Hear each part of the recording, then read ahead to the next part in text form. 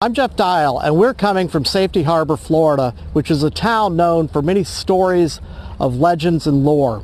Now, with Safety Harbor, some of the history comes from the local mineral springs about a mile down this way. They say that it used to have healing powers. At least that's what the local Indian tribe believed. Also, many people have said that Hernando de Soto landed on these shores right near here and began his westward trek to the Mississippi, whereas other people have said that it's either Port Charlotte or more likely the Bradenton area where he began his famous trek. Also, many people believe that the name of the town has legends and lore attached to it.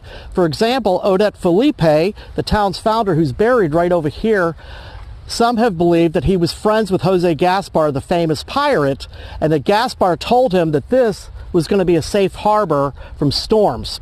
Now, other people have disputed the story, and they believe that the name of the town was associated with safe harbor from pirates, which were very famous in the Tampa Bay area and notorious for robbing people. Which brings us to another story of lore. So today we're going to talk about the subject called fair winds and following seas. Now, first of all, let me explain to you how this came into being. Originally, I was on Facebook one time, and I was on the Facebook page for the Enterprise, USS Enterprise, as they knew it as the Big E, CVN-65, very famous naval aircraft carrier. Somebody from there had died. And as I was reading through the condolences, many people were saying, fair winds and following seas, fair winds and following seas. Kind of confused me. I had never heard that phrase before. So then in 2014, when my father was buried at the Florida National Cemetery, I'm walking through, and one of the things I noticed was a nearby grave that had the same phrase, fair winds and following seas. This intrigued me. So I started doing some digging. And as I did a Google search, I found like people speculating that maybe it began in the 15 or 1600s in England, or maybe Ireland, somewhere in the UK area. And they were speculating that maybe it started there, that it was a mariner's expression. It wasn't simply just the United States Navy or the Royal Navy or the Irish Navy.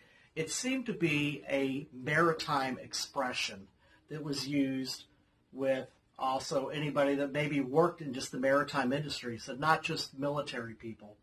So it was quite a quest for me to learn this.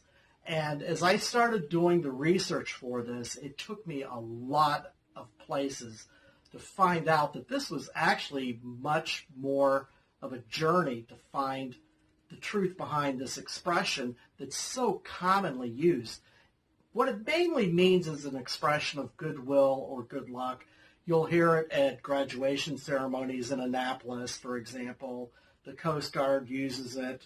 You'll hear it as an expression of good luck, or maybe if it's somebody that's moving on to a promotion, perhaps they're being deployed and they say fair winds and following seas, or at a funeral you'll often hear it with a former person that served in the Navy.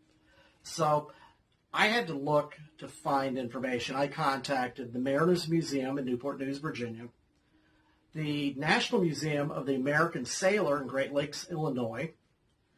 It was called the National Maritime Museum in Greenwich, England. I spoke with them.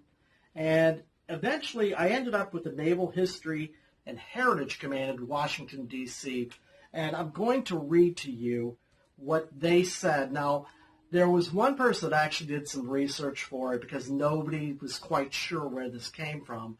They'd heard it, the expression similar to it regarding fair winds in Jonathan Swift. It's been mentioned else places. And I wanted to read to you what the reply was. I would rather read it directly what their reply was, because this is going to be much more accurate than I could explain in a video.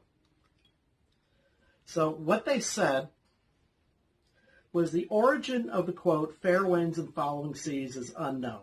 By the way, this was researched by Samuel Loring Morrison, and this was back in 2008. He said the origin of the quote, fair winds and following seas is unknown. It is often said to have been lifted from a poem, phrase, or literary work, but to the best of this researcher's knowledge, it wasn't. Over the last century, at least, the two quotes, fair winds and following seas, have evolved by usage into a single phrase, which is often used as a nautical blessing. Fair winds. The Dictionary of American Regional English defines fair winds as safe journey, good fortune. An early example of the phrase's use is in Herman Melville's Moby Dick, published in 1851, where it says near the end, "Let me square the yards while me may, old man, and make a fair wind of it homeward." In other words, let me square the yards, add on the sail, and make a safe journey home. Following seas. Defined by Bowditch's American Practical Navigator as a sea in which the waves move in the general direction of the heading, it further defines tide as the periodic rise and fall of the water resulting from gravitational interactions between the sun, moon, and earth. The accompanying horizontal movement of the water is part of the same phenomenon. In simple terms, the movement of the water, the waves, and the surface correspond with the movement of the tide. Fair winds and following seas is really two quotes originating from different sources. The two quotes are a nautical blessing of good luck, a blessing, as it were, as the person, group, or thing, it is said, departs on a voyage. It is often used as a beginning ceremony, such as a commissioning ceremony of a ship or people, as well as retirement, change of command, or farewell ceremonies. And that's pretty much the best explanation I was able to find. Now, what's ironic is that the four sources that I spoke to from England, the National Museum of the American Sailor, and even the Mariners Museum, as well as the Naval History and Heritage Command in Washington, they all had the same reply. Now, the one in England, it was slightly different, but what they basically told me was, this sounds about what we have found also. So they were pretty much telling me, go with this. So I wanted to let you know that. I am going to read to you in just a second some of the other replies that I was able to find, what other people speculated. However, this was the official explanation of the expression fair winds and following seas. Okay, here's what some of the other people are saying regarding fair winds and following seas. The first one I want to read to you is from, it's a beach blog, as she calls herself. It's a writer named Jane Ormerod. She apparently had spent a lot of time in the U.S. Navy, so she wanted to talk about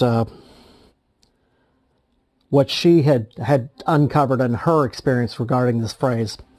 She said in her beach blog about beach tale origins of the phrase fair winds and following seas on her blog. She says, wishing someone fair winds and following seas is a nautical phrase of good luck, a blessing, as it were.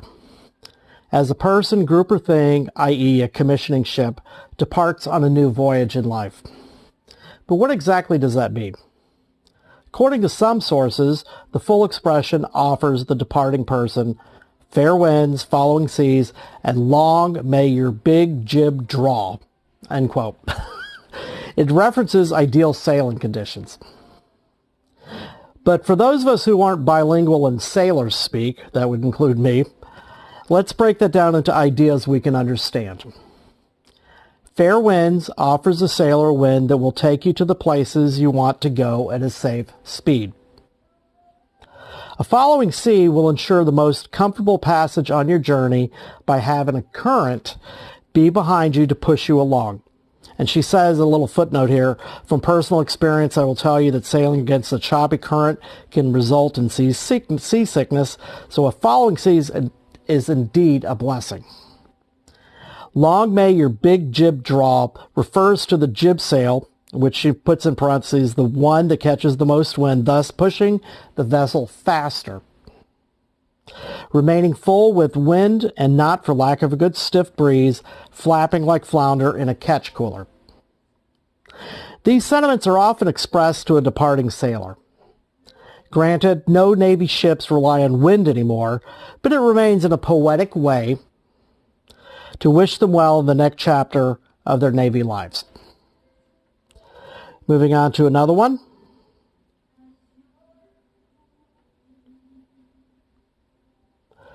This is from a person named Bud Vieira, He says that he's a son of a fisherman and an overeducated peasant. He said in Quora, he posted, he said, "It is usually said as a metaphor for good wishes and or good luck. In traditional nautical terms, fair winds are strong enough and in the right direction to get you to where you're trying to go without being dangerous. Foul winds are blowing in the wrong direction and or outright deadly. Following seas means the ocean swells are moving in a direction that helps you to get along to your goal instead of fighting your progress." One person named Jonathan Roop, this was on Quora also, answered, "A saying for Navy Marine Corps personnel, active duty, retired, reserve, that it passed," basically saying good luck in the afterlife, see you on the other side. A person named Angelo Walsh, he wrote, "It's also something that's said during a Navy sailor's retirement or memorial service. It's a way of saying half a safe journey forward. Ideal wind speeds with a ship traveling the same direction as ocean currents is the safest and most comfortable route." Okay, this is going to be the last quote I have. This is from a person named Casey Elliott. He says that he worked 40 years as a conservation engineer, also posted in Quora. He said, "Fair winds and following seas means easy, safe sailing. High winds are dangerous, although invigorating and fun to some. Low winds or calm is pretty boring for a sailor. Cross seas, in other words from the side, are very dangerous. In a storm that can cause the storm to broach or capsize. That sort of ruins your day. Actually, following seas in a storm are pretty dangerous as well as unsettling to navigate on many sailing vessels. In a storm, it's best for most ships to take the waves on the bow at a slight angle to the direction of the waves. The term heave to means to turn the ship into the waves and maintain just enough speed to ride the waves.